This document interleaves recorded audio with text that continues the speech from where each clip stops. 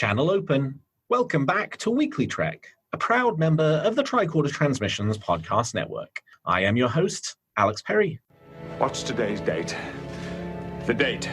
Today's show was recorded on October the 28th, 2019, and is current through the Star Trek Short Trek episode, The Trouble with Edward, so beware of spoilers. All right, let's get into the show. Good day, Voyager, and welcome to A Briefing with Neelix. It's a catchy title, isn't it? Weekly Trek is a 30-minute news show covering the biggest stories from the Star Trek franchise. We are in a new golden age of Star Trek. There are 5 television shows at some point in production, possibly more on the way, and enough merchandise to fill the Bajoran wormhole. So stick with me and I'll help you sort the real facts from a lot of the Dominion propaganda that you'll find online.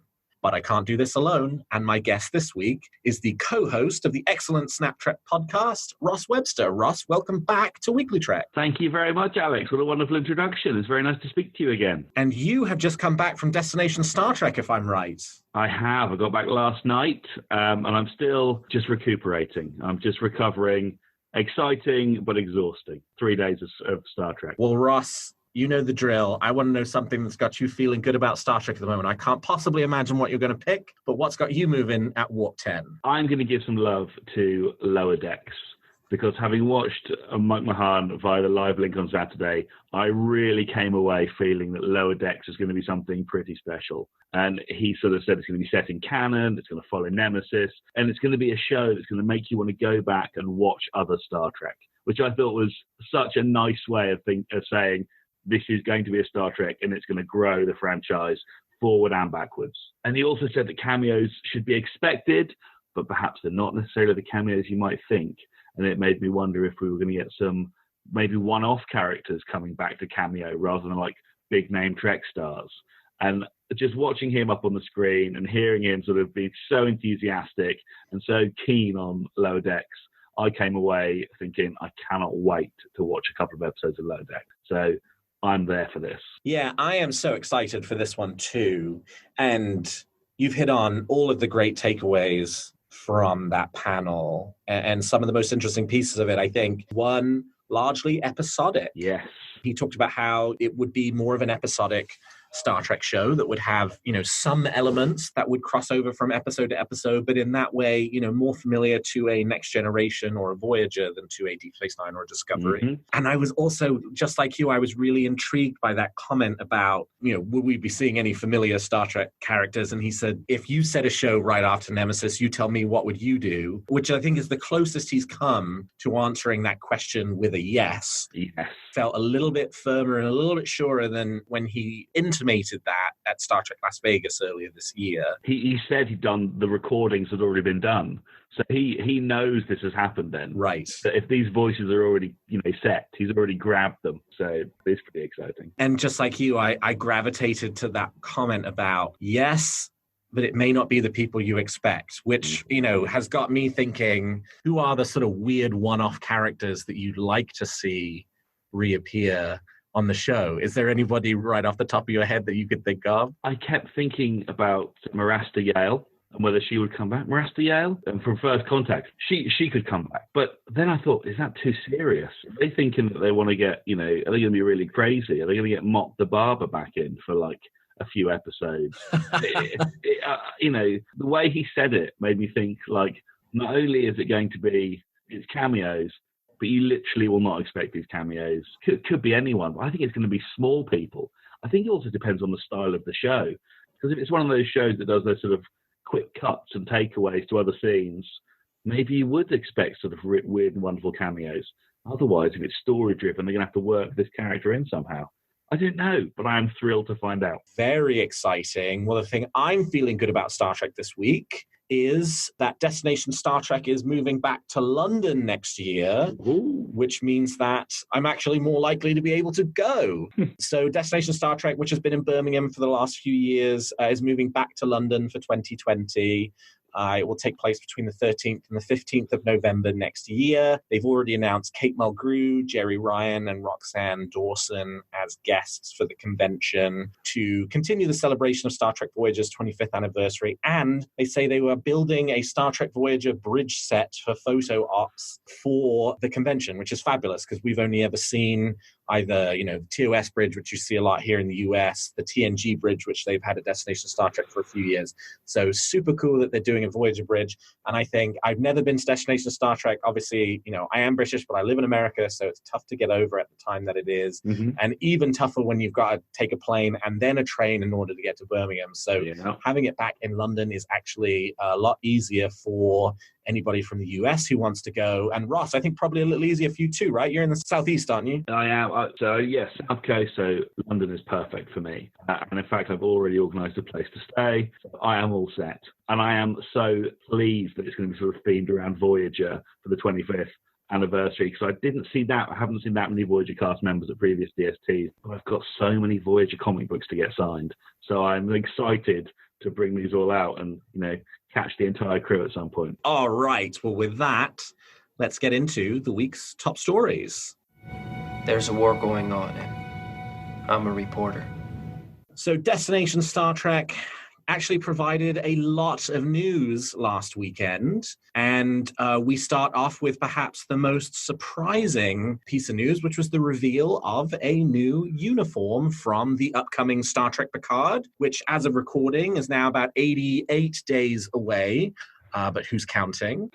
So the Star Trek Picard First Duty exhibit that first appeared at San Diego Comic-Con, then moved to Star Trek Las Vegas, that's had a number of props and costumes from both Star Trek Picard and from the Next Generation and the Next Generation movies, made its way to the UK. And when fans walked in, they found there was an additional costume added to the display, and it was Admiral Picard's Starfleet uniform from 2386. It was, totally unexpected, but it's a fabulous costume. It's an Admiral's costume, so it has that kind of very august styling to it. It has the same sort of color scheme as that Voyager color scheme of the color on top and the black on the bottom, with gold piping, golden red piping around the collars. It has the sort of Deep Space Nine Voyager era comm badge, because this is not the costume from the time frame of Star Trek Picard, which takes place in the late 2390s. This is the uniform from Admiral Picard before he retired in the mid-2380s, presumably around the time that Romulus was destroyed, and Admiral Picard supposedly had a role in helping with that situation. We don't have a huge amount of details about what that was. So it's got that kind of older era comm badge, Admiral's pips. Yes, pair of pips. And this is such a cool uniform developed by Christine Clark, who is the costume designer for Star Trek Picard. I love this uniform. Ross, what do you think? I really like seeing the uniform. I liked it. It has that sort of TNG vibe to it with the color scheme. Yeah, the red on the black. And I think with sort of the uniforms in the Kelvin timeline and Discovery, there's a trend towards a lot more texture on the uniforms. The fabric having a texture to it, things being protruding from the costume. But this really looked like a TNG costume, like fitting into that timeline. I really appreciated the detail they'd gone to keep it into that style. So that was great.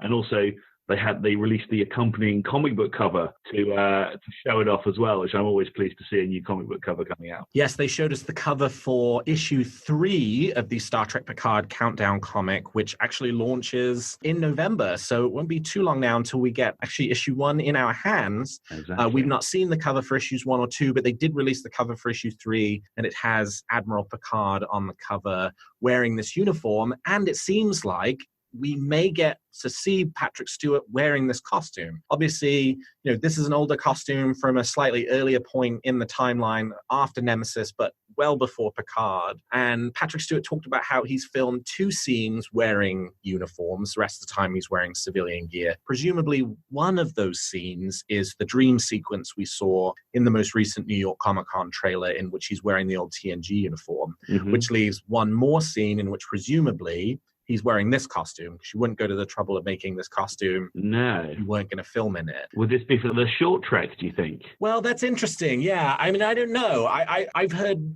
varying opinions on this. And obviously, we're just dealing with opinions at this point. We don't know what's going to be in the short trek Children of Mars. But Children of Mars is supposed to be a prequel to Star Trek Picard that kind of fills in some of the details of what's happened in the interim. And I think the debate comes down to, are they going to hold us seeing Sir Patrick Stewart until the premiere episode of Star Trek Picard? From a story perspective, you would potentially think, no, if the short trek's about some big issue that happened in the life of Admiral Picard, we should see Admiral Picard in that. I don't know. I am also kind of slightly swayed by the argument that says that the big on-screen reveal of Patrick Stewart back in the role of Jean-Luc Picard is not going to come in a 15-minute prequel that we're not even sure is going to broadcast outside of the United States. That's the kind of thing they are definitely going to hold for the premiere episode. And that you're sort of letting off the fireworks prematurely early if you have that big emotional moment of seeing this man who we've not seen on screen for nearly 20 years,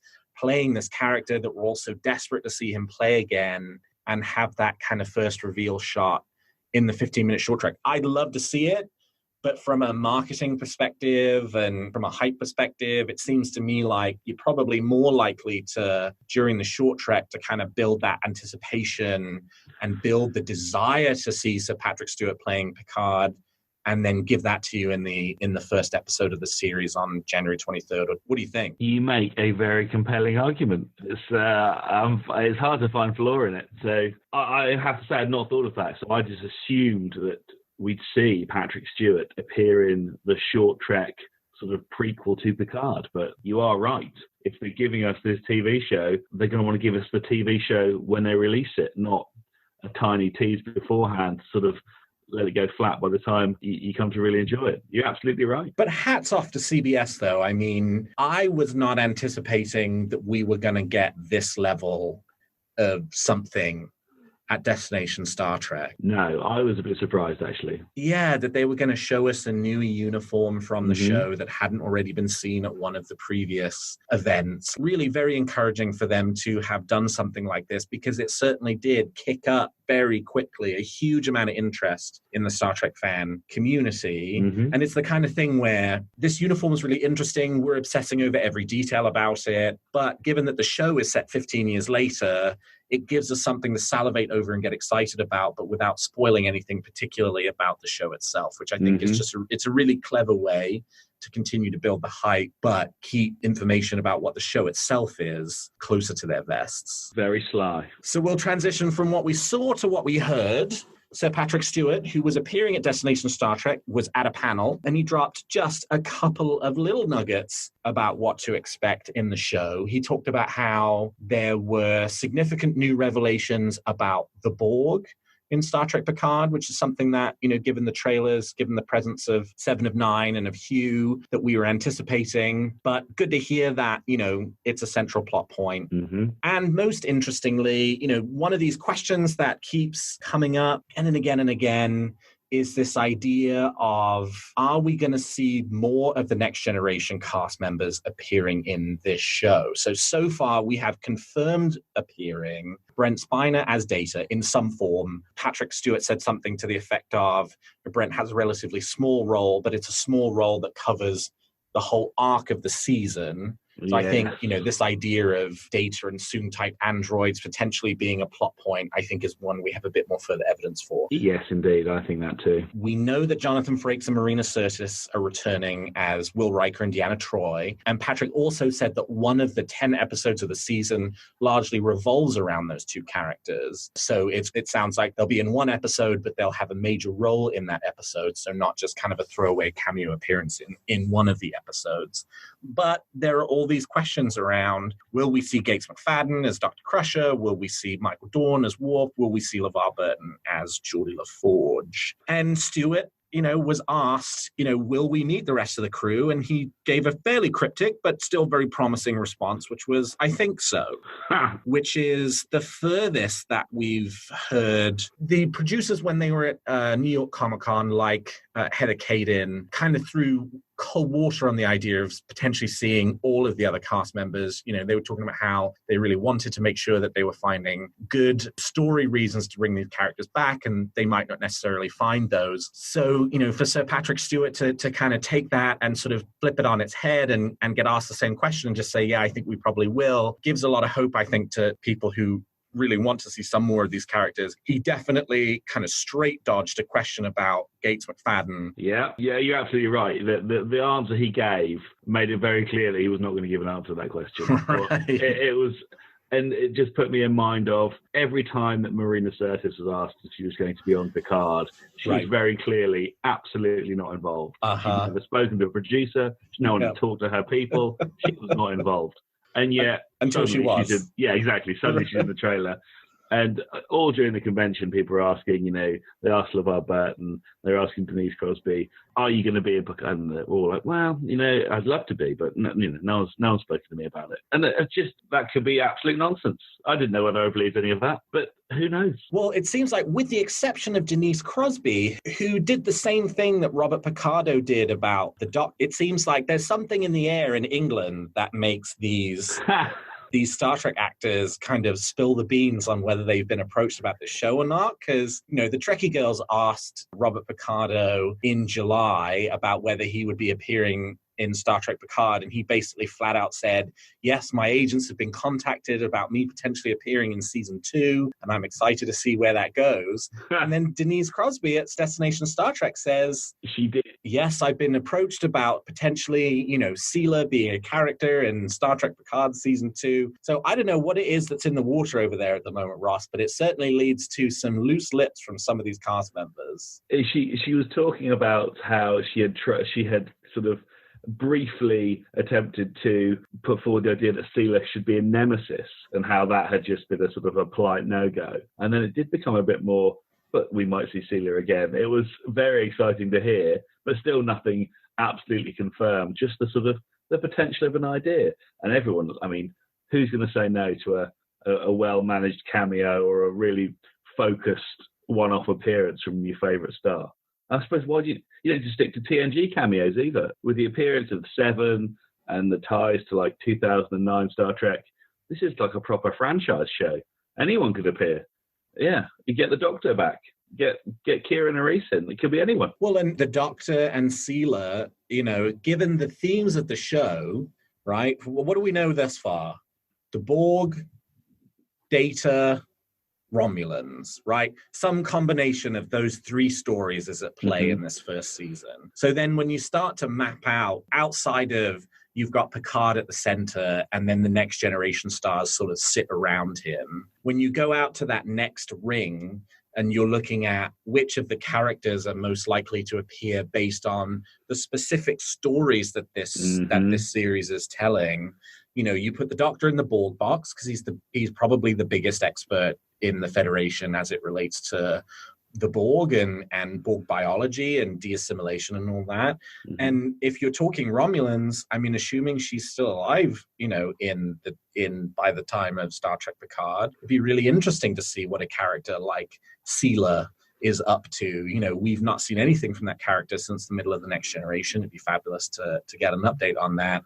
I don't know, man. We got to find out what the actor who played Bruce Maddox in The Measure of a Man is doing at the moment, and whether he is... if he's going to get a call back, that would be such a deep cut. That would be such an impressive thing. Because the idea of sort of artificial liberty is, yeah, you've really hit the nail there. If they're talking about Data, they're talking about the Borg, they bring the Doctor back. The liberty of artificial life forms, and they're right. That has always been explored through Star Trek, but maybe there could be a bigger focus here, especially if they're trying to sort of decide, well, what rights does a de-assimilated Borg have? You know, how much can we remove? It could be so much to think about, so much to question. And you know, given our first discussion of the episode, we were talking about Lower Decks and characters we may not think of making an appearance. You know, Bruce Maddox has got to be pretty high up on that list of one-off characters that would be really cool to see reappear in some form in the franchise. Goodness, yes. I didn't even know if that guy's still acting, though. They'd come back, wouldn't they? They'd come back for a role in Picard. I mean, I would, for sure. Yeah, they can call me anytime. I'd definitely come. Have their people call my people, right? Yeah, no. So, huge news out of the First Duty exhibit, huge news out of the panels, and huge news on the merchandise front, both books and Eaglemoss starships. We'll do books first. There was a big books panel at Destination Star Trek at STLV this summer. We got a good look at what the Pocketbooks fiction schedule is like through the middle of next year. And coming out of Destination Star Trek, we have a really good idea of what the non-fiction publishing schedule is for Star Trek for the year ahead. And it is a packed calendar. There were 4 releases that were discussed in some way, shape, or form at Destination Star Trek. 3 of these come from Titan Publishing, 1 directly from Hero Collector. The first, in April 2020, will be The Art of Star Trek Discovery, which very excitingly will be written by longtime Star Trek franchise writers Paula Block and Terry Erdman, who are responsible for what I think is the pinnacle of Star Trek reference works, the Deep Space Nine companion. So they're doing a book specifically looking at the art of Star Trek Discovery over seasons 1 and 2 and sort of going behind the scenes with cast and crew interviews. I'm really, really interested in that. From Hero Collector, in June of 2020, they'll be releasing Star Trek Voyager, a celebration timed for the 25th anniversary of Star Trek Voyager. This comes from author Ben Robinson, who's also the head of the Eaglemoss Starships collection, and will, have a number of look backs, interviews about the show, and I think will give us an updated kind of Voyager reference work that I think, we can be really excited about. The third release is actually our only fiction release that we've gotten, also from Titan Books. This is a continuation of the autobiography series that started with the autobiography of James T. Kirk, continued with the autobiography of Jean-Luc Picard. The autobiography of Spock was announced a couple of years ago. It's been pushed back. It's now due to come out in the fall of next year. I would imagine probably as a result of the inclusion of the Spock character in Star Trek Discovery and having to rewrite portions of it to accommodate that. But we now have a 4th announcement in the line. The first 3 books were written by David Goodman. This book will be written by Una McCormack, and it is the autobiography of Catherine Janeway. Again, great schedule for the 25th anniversary of Star Trek Voyager. This will be released in July of 2020, and just like the other books, will be a first-person narrative about Janeway's life. And then lastly, also from Titan Publishing, Star Trek: The Artistry of Dan Curry. So we've gotten a few kind of Star Trek visual arts books focusing on some of these specific visual artists from the franchise. We got one late last year, specifically looking at the work of John Eves. We got one a little before that, looking at the work of makeup artist Jill Harlow and the Kelvin Timeline. There's also this really great book for the entire Kelvin Timeline design team. But Star Trek: The Artistry of Dan Curry will look at longtime artist Dan Curry in collaboration with Ben Robinson again, and we'll sort of look at, his contributions to the franchise from Next Generation to Enterprise. Curry was sort of, on the ground for all of those shows. If this book is anything like the Eves book or some of the other art books we've gotten, it will be a really invaluable contribution. Ross, I have no money left in my pocket after having pre-ordered all of these books. Are there any here you're particularly interested in? For me, the Curry visual effects book is the most immediately appealing. I absolutely love seeing behind-the-scenes sketches or initial plans, and you get a sense of sort of a parallel Star Trek, which doesn't really exist but could have. I love seeing those little details that came and went and the reasons behind them. Of the 4, that's the one that I'm most drawn to. However, I am going through a sort of an Una McCormack reading phase at the moment. I've got a copy of Enigma Tales on my desk, which I'm about halfway through, and she does write some cracking Cardassian novels. So if anybody's going to get me into these autobiographies, it would be her. So I am thinking, I've got to start following up with the Una McCormack reading I'm doing now with her latest book. So I am quite excited by that as well. Yeah, I'm really looking forward to the autobiography of Catherine Janeway. The David Goodman books were really good. And I also think that Janeway is a character who would benefit the most from a look internally and hearing a first-person perspective on some of the decisions that she made while she was in the Delta Quadrant.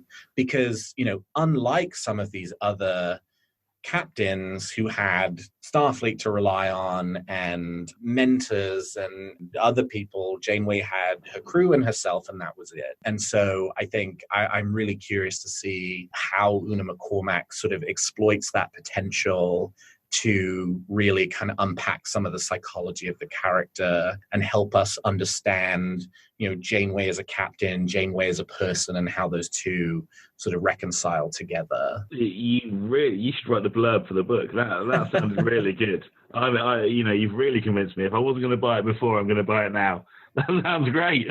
And also on the Discovery front, I love Discovery, but it has had a bit of a tortured production history. Mm-hmm. And, I am really looking forward to when we get some of the reference materials that start to peel back some of the story about, what happened behind the scenes, Brian Fuller's departure, Harbert's and Berg's departure, how they sort of decided to move on from a lot of that, how they, how decisions that were made by one set of producers influenced choices that had to be made by other sets of producers. There is a really interesting story there, and I'm hoping that it gets told honestly eventually. That sort of parallel idea of this is what could have been if we continued down this road, but here's the reason why we didn't go down this road. And it would be really interesting to know what we may have had if things had turned out differently, because everything's so secretive, isn't it? We really only get the sort of publicity, we get the information they're telling us, but you don't really know. So to find that out would be really thrilling. And also to get a really detailed look at what Brian Fuller's original vision for this show was. Mm-hmm. We've gotten bits and pieces of that. The best kind of place we've gotten that thus far was in the Hero Collector book on Star Trek Discovery Starships from season 1. But I think there's more there around what was the original concept for the show, because we know it was pretty different from what Star Trek Discovery ultimately ended up becoming. And in the same way as Star Trek Phase 2, as you say, it's one of those kind of very tantalizing what might have beens. Exactly. So from books to models, Hero Collector, aka Eaglemoss, made a whole boatload of announcements of new starships at Destination Star Trek. I won't read off all of them. Suffice it to say, if you want a full list and get a look at pictures, head on over to trekcore.com. They've got a really great write-up on all of the new ships that are coming. But some highlighted pieces of news I did want to bring up. One, the Star Trek Starships regular subscription collection will be ending at issue number 180. It was recently extended from 160 to 180. Don't panic, though. That does not mean the end of the regular scale Starship models. The expectation is that they will continue to produce a series of models at the smaller scale, and those will be bonus issues. And we've already gotten some announced bonus issues that are due next year that you otherwise probably would have fit into the regular collection, like a Cardassian orbital weapons platform from Tears of the Prophets. That's showing up in the bonus editions, even though if the collection were extended further, I think you would probably have found that showing up as a regular issue. So closing the books at 180 on receiving 2 ships every month, but continuing to produce new ships. And in addition to that, the Discovery collection is not going away. We are anticipating a Picard collection to be launched at some point late next year. The XL editions are continuing. We got to look at the Deep Space Nine XL edition. On the way is the 3-celled Enterprise D.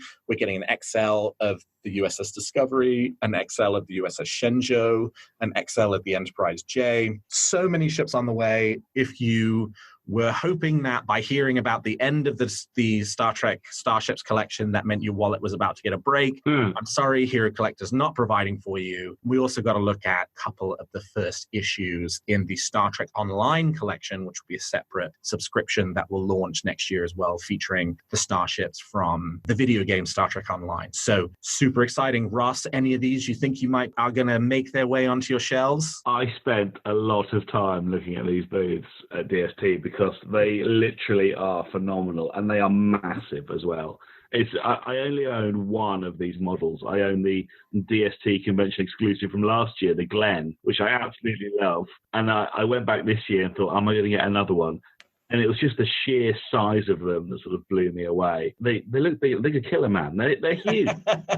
And the XL Klingon ship are just gorgeous. The Katinga battlecruiser. If there was one that I'm going to get, it'll be that one. It looks amazing. It's so great to look at, and it is so huge.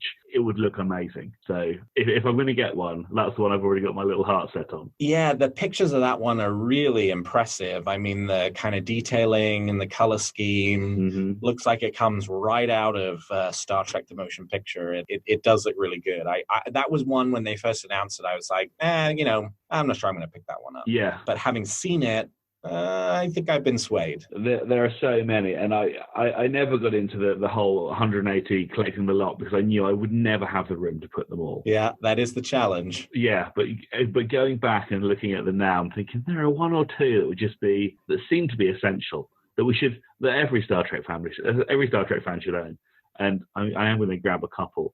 Just to make my desk look pretty. As somebody who has all 150 some that have been produced today, plus all of the XLs, plus all of the special editions, a word of advice: choose carefully. Yes.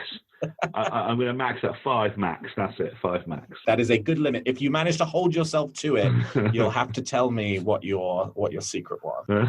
All right, we've talked about the facts, and now let's speculate on what's going to happen in the future of Star Trek. You make some very good points, Captain.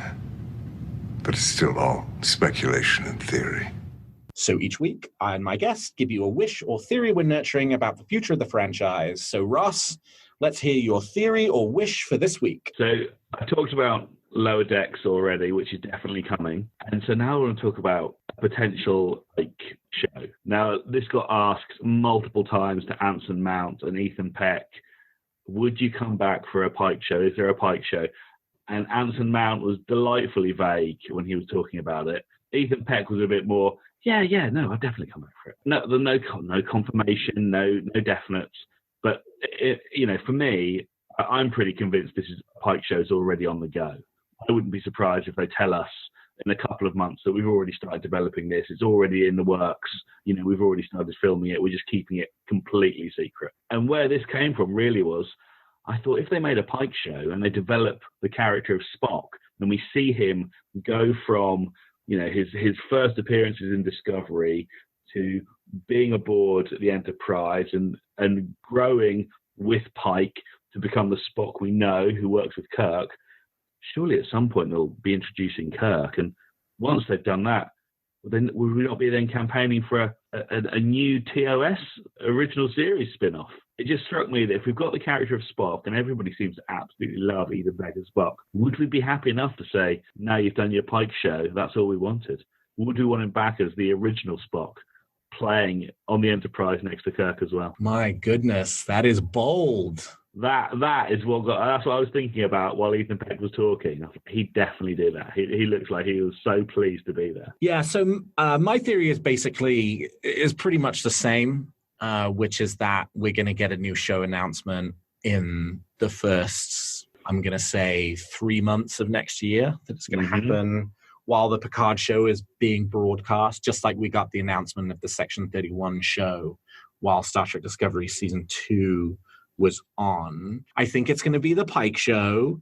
I base this on not just on, the sort of sly way that I think Anson Mount particularly has been sort of avoiding engaging with the question while continuing to encourage people to talk about it and speculate on it. But also going back to that Trek Court interview with Alex Kurtzman and Heather Caden from a couple of weeks ago, where they were asked, did Star Trek have space secured at the new CBS studios in Toronto, which just opened? And the answer was yes. And to the question, what do they plan to film there? The answer was a very cryptic something that neither of them would be drawn on kind of what that something was. We know the Section 31 show is going to film up there, but then later in the interview, they were happily talking about the Section 31 show. So if it were the Section 31 show, they would have just said, to the answer of what's the space that CBS Studios meant to be for, the answer would just be the Section 31 show. So it very much strongly implied to me that it was something else. And what else could it be after you've built the bridge, after you've built the new transporter room set, after you've got the cast already assembled, and the cast really like each other and don't seem to be signing up to any big projects in the near future, right? We've not seen Anson Mount. I know he's filmed the movie, but we've not seen him sign up to a television show. Same for Ethan Peck.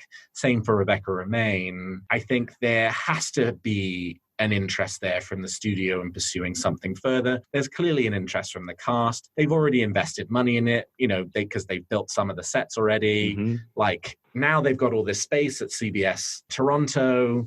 Like, it just all seems to start fitting together so seamlessly to make this compelling argument for there being a Pike show. And in addition to that, to the point you were making around the sort of plans for it's a Pike show and then a what show, they're already thinking 5 years out in terms of what their plans are for the franchise, which means there are 5 years of plans still in the works, only some of which we know about. And I just find it so hard to believe that some kind of Pike project is not one of the projects that's up for discussion. If Pike is not a show within the next 2 years, I will eat my hat. Because it is such an obvious go-to, everybody wants this to happen show. And, I mean, everything you said is true. Set, people, motivation, it's all there. If they don't do it, they'll be overlooking something which could be beautiful. Yeah, agreed. It's definitely happening. We shouldn't even call this a speculation. We should just call this a confirmed fact. We've cracked it. It's obvious now, I think about it. CBS, you can retroactively send your press release as soon as you hear this, because we've already decided for you. Do you have a theory or wish for Discovery, Picard, or the future of the franchise that you'd like to share? Tweet them to me at Weekly Trek, and I might feature your theory in a future episode. Well, that's all the time we've got for this episode of Weekly Trek. Thank you so much to my guest, Ross Webster, for joining me today. Ross, how can people contact you if they want to continue the conversation? The best way to get in touch with me is on Twitter at STRTRK1701 or the Snaptrek podcast at Snaptrek on Twitter. And you can find this show on Twitter at Weekly Trek and me at Alexander T. Perry. And if you enjoy the show, please consider leaving us a 5-star review on your podcast player of choice. And please check out some of the other great shows on the Tricorder Transmissions. And if you enjoy our shows, please also consider becoming a Patreon of Tricorder, which you can find at patreon.com/the Tricorder Transmissions. And lastly, if you're looking for Star Trek news on the internet, I hope you'll turn to trekcore.com. Well, thank you, Ross. Thank you to all of my listeners. And until next week, live long and prosper.